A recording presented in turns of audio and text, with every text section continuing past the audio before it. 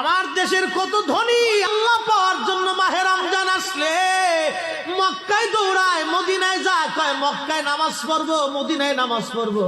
এক রাকাত নামাজে 1 লক্ষ রাকাতের সওয়াব, এক রাকাত নামাজে 50,000 রাকাতের সওয়াব। উমরা করে মক্কায় কাটায় সময় মদিনায় কাটায়, মক্কায় কোরআন খতম দিতে চায়, মদিনায় কোরআন খতম দিতে চায়।